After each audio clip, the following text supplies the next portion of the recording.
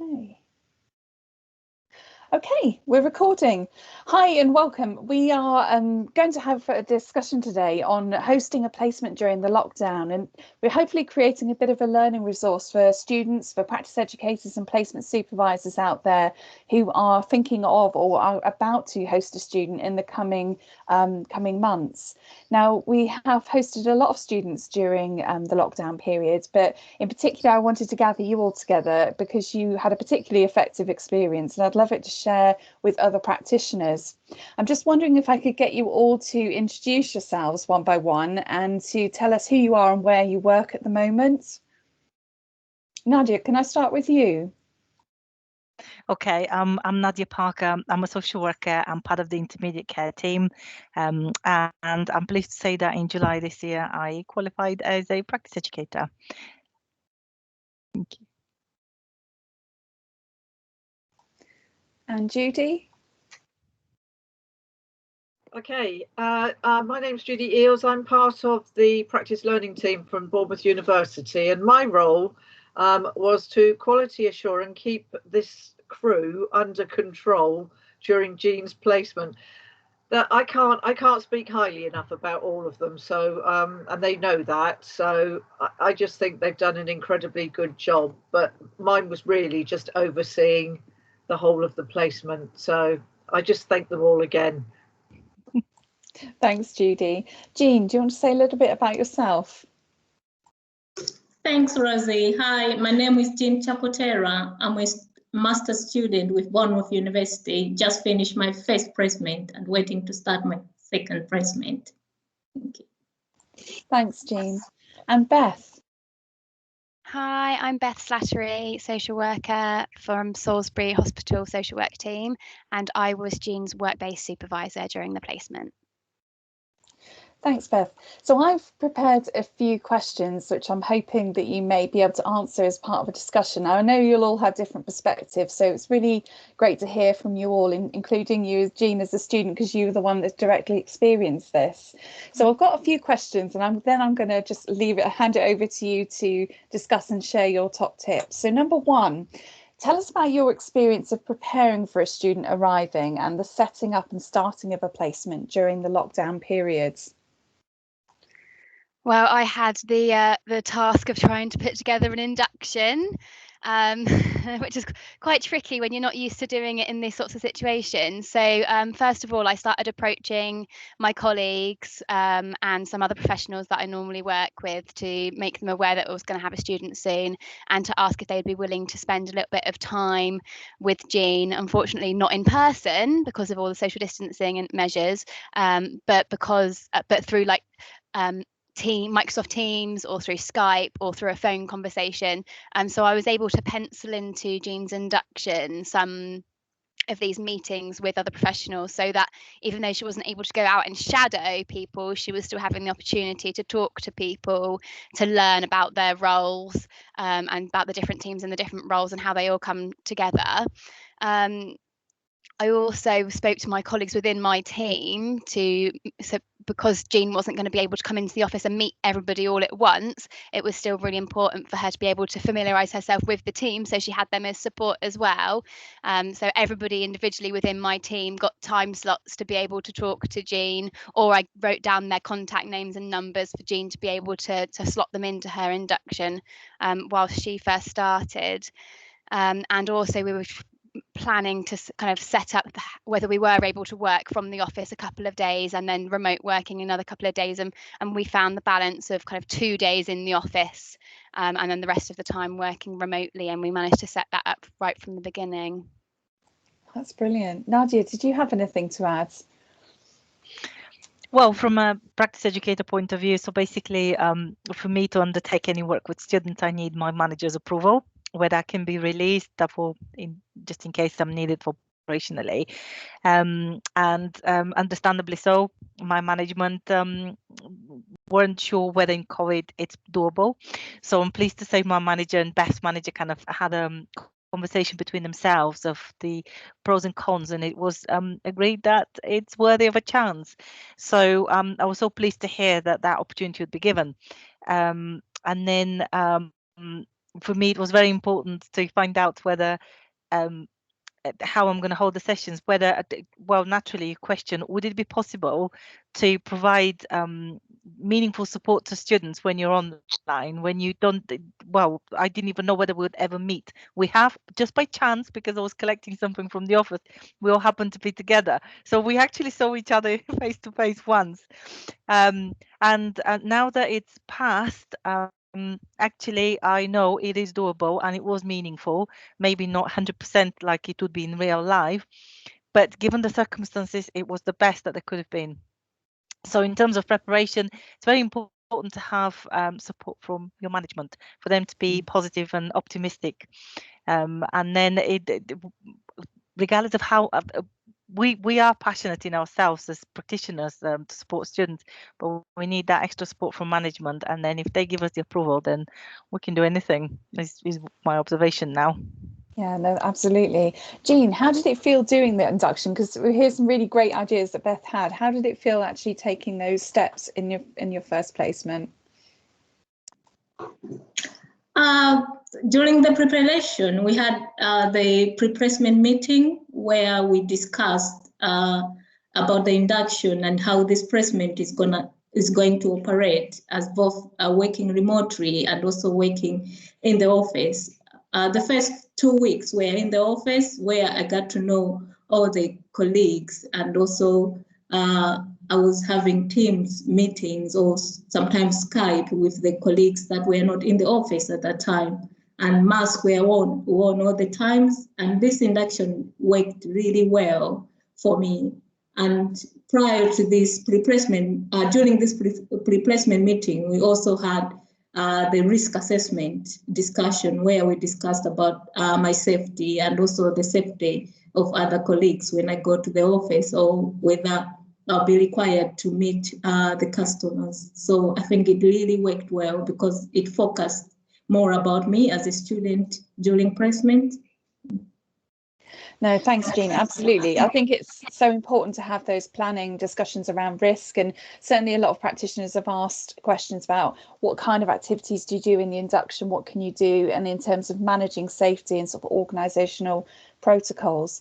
Judy, I'm going to come to you in terms of the pre-placement discussion and the practice learning agreement around the creation of learning opportunities, and your view on what was managed. I think going on what Nadia and Beth have said there, it's very much that they had thought very seriously about how they were going to manage this before we started it. So because they were not risk averse, you were quite willing. You'd done risk assessment, so you were willing to take risks because they were managed risks. So the fact that you've had those discussions, you had your manager's support, Jean was the focus of what you were going to do. So I think that's why it all worked so well. It was almost seamless. The whole thing was completely seamless. Even when you think back to doing the practice learning agreement, it just went so well. Everybody was just so well prepared. And it was one of the easiest practice learning agreements I've ever done, to be honest. So, and I think that is because there was all of that discussion and consideration of Jean, of her safety, the safety of colleagues, how it was actually going to all be put into practice. And I think that's why it works so well. And I think that really comes down to our social work values here: communication, open, honest communication. And there was right from the outset. Absolutely. And what I'm hearing is that it was much more open approach to learning in terms of being prepared to understand the risks, but actually working with the risks rather than thinking we can't do it. I think something we've all encountered is direct practice has really changed, and the way we engage in direct practice, we have to be more flexible about what learning opportunities are around. So Beth and Nadia, can I ask you, how did you manage to create learning opportunities as the placement started? What kinds of opportunities were available for Jean? So in my team, we're still undertaking Care Act assessments, mental capacity assessments, those sorts of gathering information from professionals, but we just weren't doing it in person. A lot of it was over the phone or via Teams meetings. So we really had to embrace technology and get Jean involved in conference calling. We worked out how to do 3-way Skype calls where I would call Jean first and then I would dial in a family member or another professional so that to start off with, Jean could shadow me having those conversations, because she wasn't able to just sit in the office and watch how I would do those sorts of conversations. So we were having to find a different way of doing that. And then those sorts of things worked quite well, setting up a multidisciplinary team meeting with other professionals that we were gathering information from regularly, so that Jean could be part of those meetings and build those relationships with those professionals as well. And then the screen sharing functions on Skype and on Microsoft Teams were invaluable, because there were times when me and Jean we'd be on the phone or on Skype, on Teams for an hour, just kind of sharing each other's screens. Jean was seeing how I was typing things, she was typing her own things, so it was as if we were sat next to each other, but just a couple of miles apart in our own homes, in our front doors, in our lounges, or in our bedrooms, or wherever everybody is set up for the remote working. But you can do it as if you are sat next to each other when you use the resources such as Microsoft Teams or Skype or whatever everybody else has got set up. And then I was able to use that to shadow Jean as she was undertaking her work, so that I could see how she was developing, how she was increasing her confidence with gathering information, with talking to family members. So it worked both ways. That's brilliant. Thank you. Nadia, do you have anything to add? Well, our main engagement was in supervision sessions and when I formally observed the direct observations. So in supervision sessions, we talked about potential opportunities, and obviously Jean shared with me what her and Beth's plans were, what they've already done. So we kind of brainstormed a lot. But the main focus was, whilst the opportunities were, yes, they were available, but I guess less kind of more restricted than what they would have been in kind of outside of COVID working routine. So the main focus was on pulling more kind of strands of knowledge from the cases that she had. So if even if she didn't have, for example, 10 cases throughout the placement, but had, for example, 5, I tried to encourage Jean to get as much learning as possible from each of those cases. So there was more nitpicking, let's call it nitpicking, breaking down of kind of main strands. So that was one way. Also, we did action sets as well. So, for example, what if there was a particular area of need that Jean had, how we kind of did an action plan of how she could meet that need. And another thing was certain things within the PCF framework. It was difficult to have a real life opportunity to do those. So basically we had discussions around them.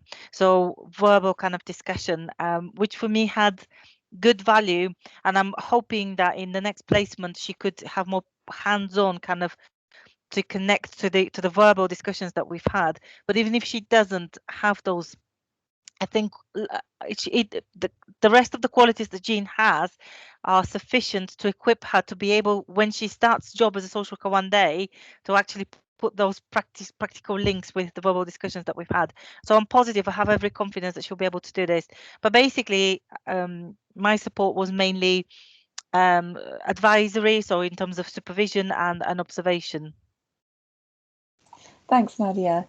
Jean, can I come to you and just ask sort of the range of learning opportunities that you had at your fingertips? Okay. Both my supervisor and my practice educator worked both on my strengths and weaknesses. I remember at first of my placement when I wasn't so confident at all to make a phone call to the customers while I was in the office, and we did an action plan where we discussed that I would make that phone call when I was home, like working remotely at home, and this worked really well because it enabled me to gain my confidence, making those phone calls, then progress to make those phone calls whilst I'm in the office. I started first at home, then progressed toward making those phone calls in the office. And I think this really worked well. That's brilliant. It's obvious to hear your confidence increasing. In terms of, Beth was talking about sort of sharing screens and actually being able to observe some of her written work and the way she's expressing things in meetings and in reports and things. How did you find those kind of strategies? Were they helpful? Yeah, they were very helpful because, like Beth said, it was just like we were sitting close to each other. I was able to shadow Beth and be able to learn from Beth and how she could make those phone calls or making the assessments. She was able to share the assessments on how she did her assessments with me. So I was able to learn a lot of things from what Beth was doing. And I guess with things like, oh, sorry, a bit of echo, where students are learning new systems and things like Mosaic and case management systems, I guess being able to share a screen and do that and see processes in action is really valuable. Yeah. Yeah. Okay. I'm going to ask about something. Oh, Jean, can I get you to pop a mute on? Sorry, thank you. Just so I have the echo. I'm going to come back to all of you and really ask about the support arrangements, because something that Judy and I have spoken about is how we enable students to feel supported, because it can feel quite vulnerable in placement, particularly starting out where you don't feel as confident, or where there are issues that you would normally just pop across the office and ask somebody. How do you enable the student to feel supported, but also help them feel connected to the team and for you to feel connected to their practice? And so I think it goes back to part of the induction where I was ensuring Jean was engaging with other members of my team, so she knew that she could have other people to go to get support, because it's not always good to get support from one person. It's good to be able to seek advice from everybody within the team. So we had specifically one other member of staff who spent quite a bit of time with Jean in her induction. It was up actually on when I had a couple of days off. So straight away that was another person Jean knew that she could go to if she needed to. And also if there was times where I knew I was going to be unavailable or not working on that day, I made sure to have a backup person for Jean, so that she knew who she could go to. And then that was her building relationships with people, so that further on down the line in the placement she felt comfortable. I hope she felt comfortable going to other people as and when she wanted the support or felt she needed the support if I wasn't available, or even if I was available but she wanted somebody else's opinion. Absolutely. Jean, how did it feel for you in terms of feeling connected to the team in that way? I felt very supported, to be honest, within the team, both when I was working in the office and when I was working from home. I soon felt being part of the team, and I was able to ask for help whenever I wasn't sure about anything. I could maybe contact anyone in the team, or contact my supervisor. And there were a point where I was even contacting Nadia because she was also working with adult social care with Wiltshire Council. So I had lots of people I could contact to, and through various means like Skype, Teams, or even a phone call. So I really felt well supported when I was working both in the office and remotely at home. Yeah. That's brilliant. Thank you. Yeah. I'll just get you to pop on mute for a moment, Jean. Thank you. Nadia, can I come to you and just ask you, because were you an off-site practice educator for Jean, and how did you feel connected with her practice in terms of working with both Beth and Jean and Judy? Well, it worked really well. I guess you can't hide the fact that Beth and I, our roles are very similar.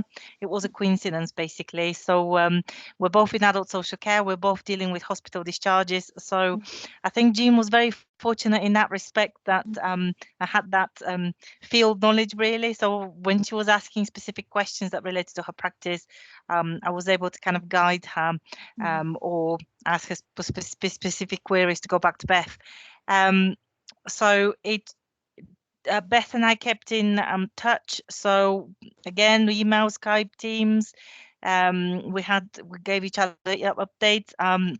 Beth's feedback has always been very professional, very thorough, and very helpful in terms of me seeing where Jean's progress is.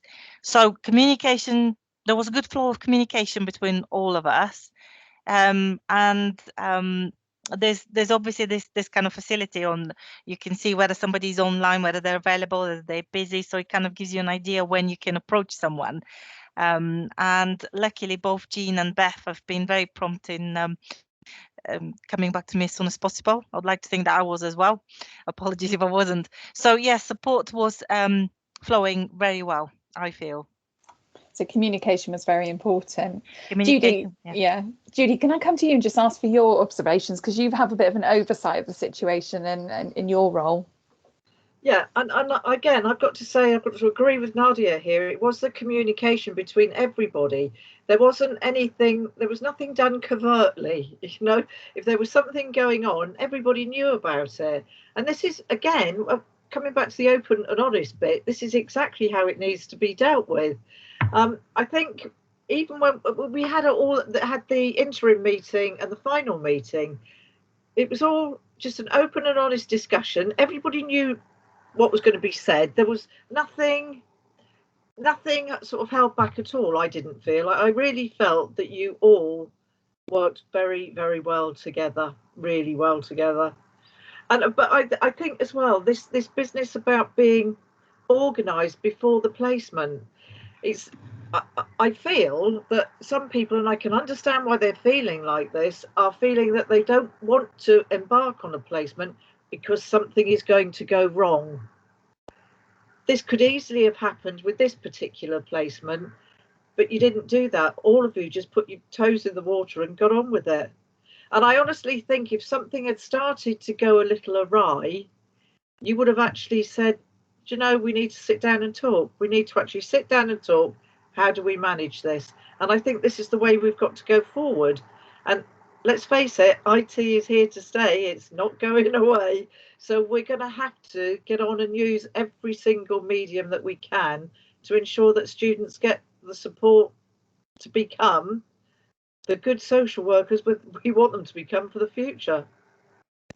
Absolutely. I think you raise a really valid point there, Judy, in terms of actually we can expect the unexpected in this time, can't we? Because I think we're not through it all yet, and people are nervous about taking students and starting placements. And what's really helpful to hear is where strategies have really worked and actually embrace. It's no solid sort of complete strategies. It's just about being open to communicate. Should things need to be adapted or changed or worked with in some way, and that we all know that it's a very evolving situation in practice. So thank you. My final question to you all really is to ask for some top tips. So if I had to say to you, what are your 2 top tips for managing a placement during the restrictions, what would they be? And I'll leave you to decide who goes first, because you may want to think. I don't mind going first. So I think my top tips would be embracing technology. Don't be scared of it, and if you do spend kind of an hour at a time on the phone or sharing a screen, just go with it. If that's what needs to be done, that's what needs to be done. And I think the second thing I'd probably say is online resources. Don't just stick to what you already know, go out and find other things. One thing that I found, which I hope Jean found useful, I'm going to be using it for future students, is Social Care TV from the Social Care Institute of Excellence. And on there, they've got these like snippets of like TV shows. They call it TV shows, and they're around different area groups. So you might have a couple of different shows on hospital discharges, a couple on adults with learning disabilities, a couple on people with dementia, and where students aren't necessarily having the option of going out and doing visits and seeing people, it's a way of like bringing that human aspect back into it by them being able to watch these clips. So that's a good tip. That's a great resource to share. Thank you for that. Okay, I'll go next. Can you hear me? I would say to be positive and have enthusiasm. So if you have a can-do attitude to start off with, that goes a long way. Embracing technology, like Beth said, absolutely, it's something for me to develop. I am not the most advanced IT user, and there's certainly lots more to learn. I'll get there, but it's the way forward. And another tip, I guess that's the third one, sorry, is to basically focus on getting value and benefit from every minor strand of practice that there can be. So whereas before we may have overlooked simple tasks that were just tasks, but now actually they, if you break them down, they have a lot more value in them. You can do a lot of reflection around them. So it's basically being able to break things down and not to take things tasks for granted, basically. Thank you. Brilliant tips, and it's okay to have 3. Jean, do you have anything to add? Yeah, I would say my top tips are being proactive and also adaptation. In terms of adaptation, I would say we have to be very flexible and open-minded to take the task.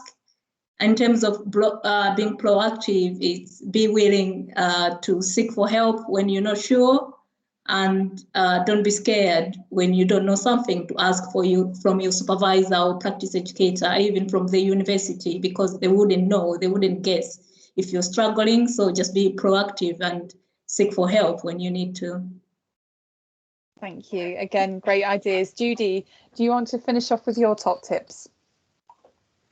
Well, have a good team. I mean, there was one here, but I think everything that you're saying about embracing technology, online resources, being positive, enthusiastic, focusing on the values and the benefits of minor strands of practice. I think what we're all saying here collectively is we have to understand that we're working with people.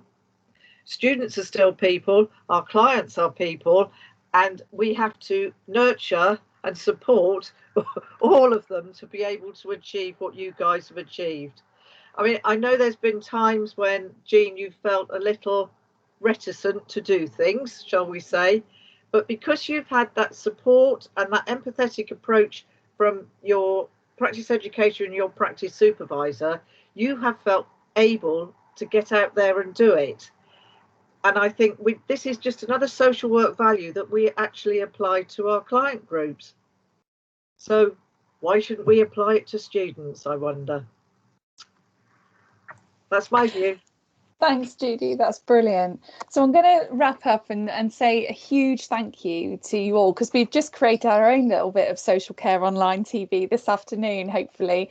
And I hope to be able to share this on the Teaching Partnership website, because I think it's fantastic not only for students to see this as a resource, to see what is both practical and possible in practice, but also for practice educators and supervisors out there who may be feeling a little worried or concerned about how things are going to work. And conversations I've had with people have been along those themes. There's a lot of willingness that people want to support students. It's the how do we do it in these current circumstances.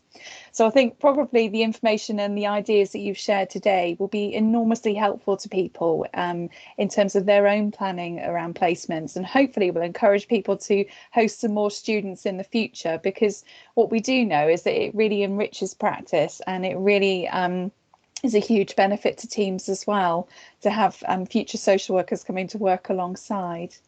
So thank you for your time. I'm going to stop the recording, and hopefully we'll be able to keep that. Lovely. Thank you, ladies.